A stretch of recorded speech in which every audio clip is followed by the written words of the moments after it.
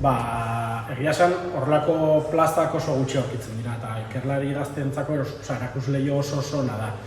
Nire kasu pertsonalean, nik doktoregotza eta nire ikerketa ibilbidea atzerrian hasi nuen, eta azkenan nire lan hizkuntza eta zientzia hizkuntza erdera zen. Eta zoritxarrez, Euskal Herrian ere askorentzako hori gertatzen da. Orduan, ikergazteek ematen duen euskera, goi mailako nazioarteko ikerketa eta euskera hutsean egitea, jasan aukera paregabea da.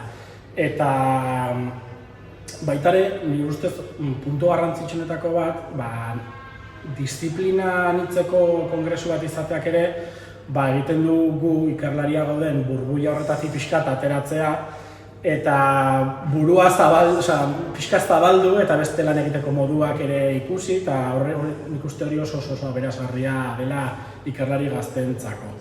Eta horretaz gain ere saretzeko oso aukera ona da. Ikerlari gazteek bere sarea sortzea, beraien tutore edo zuzendari ez gain, nik uste oso aukera ona dela hartarako ere. Batzorde dinamiztzearen lana, batez ere da, akademiatik pixkat ateratzea ikergazte kongresuari. Goi mailako zientzia egiten da, baina egitarau sozial bat sortu dugu ikerlari gazteen arteko harremantzea eta saretze horrek modu erresago baten ere emateko, ezta?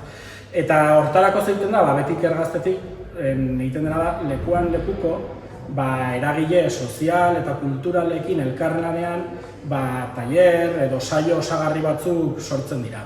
Eta oso anitzak, aurten adibidez, badakagu Bilbotik ibialdi gidatu bat, Bilboaren gentrifikazioari buruz hitz egingo diguten 3 arkitekturekin, badaukagu Akroyoga tailerra, La Sinsorga kulturgune feministara ere bisita eta horren sorrera kontatuko digute, beste askoren artean, eta nola ez, hori asteazkenetan izan da, eta ostegunerako afari berezi badaukagu, sorpresatxo batzuekin, batez ere modu ludiko batean jendea ezagutzen jarraitzeko.